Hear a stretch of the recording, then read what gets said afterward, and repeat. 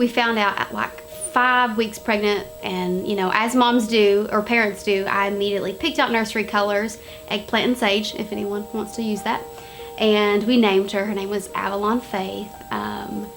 And then no quicker than we found out I was pregnant, I was in the ER being told I was having a miscarriage.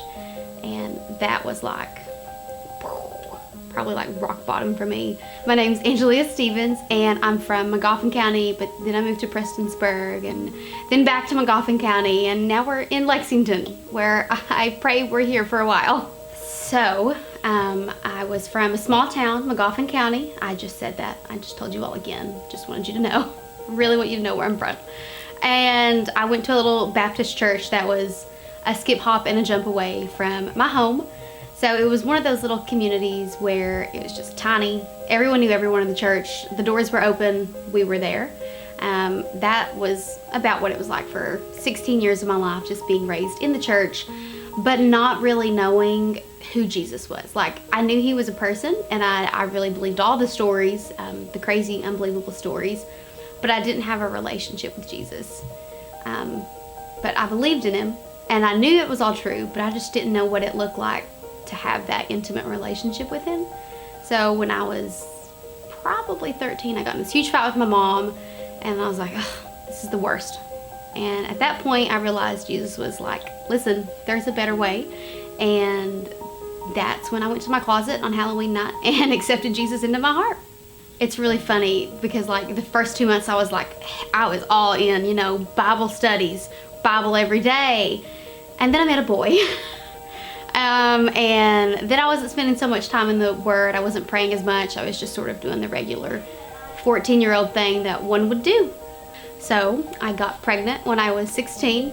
I met a boy, fell in love with boy fell in love with me. I don't think I need to explain the rest, but we got pregnant at 16. And really, I don't want to say it sucked, because what resulted out of that was a beautiful story, and my daughter's just wonderful. But at the time it was really crappy because we were both serving on the worship team. We were just very actively involved in our youth group. So when that happened, people looked at us like, whoa, y'all are the worst. Why are you doing that? And it was just, I felt like I'd really let Jesus down, and I felt like I let my parents down, and I felt like I let a lot of my mentors down. So I married the man that I got pregnant with. His name's Michael. He's wonderful. We've been married for 6 years now, but in the course of those 6 years, we have lost 2 babies to miscarriage.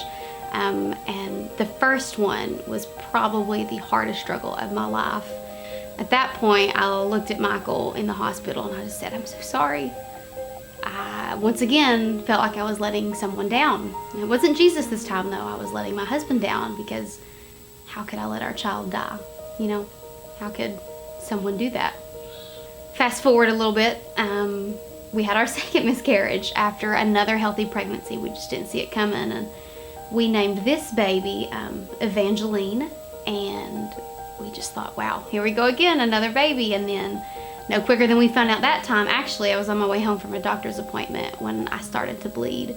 That was really hard too, but it was a different hard, because in that struggle, we just felt God there the entire time. So it wasn't like, who did we let down this time? Who did I let down this time? Because we didn't let anyone down. We just felt God was there in that moment. Looking back at all those struggles that we went through together, we've always both come back to the verse, I will never leave you or forsake you. And I know that's a super quoted verse, but there's a reason for that. It's because it's so good. And that's one promise that we always felt that he's kept, that we've always come back to. He's kept all of his promises, but this one is always just burned so brightly in our brains. I will never leave you or forsake you.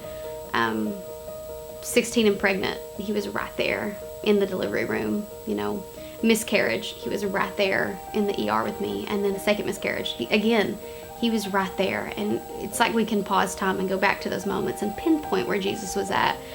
And it's just looking back on that, it's like, wow, you didn't leave us. Even when it felt like you may have, you were still there the entire time. That's just the best promise in the world. You know, even in the dark, he's there.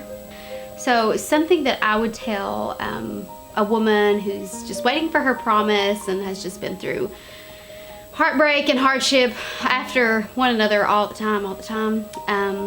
I would say it's okay to be sad. If something bad happens and your heart is broken, you can be sad. And you can still have the joy of the Lord in your heart while you're sad. Those two emotions, they really intermix a lot. I don't know if that's a real word, but they do. And another thing that I would say is it's okay to dance while you mourn. Again, that's where those emotions come together. You can dance while you mourn. You can be sad while you're happy, vice versa.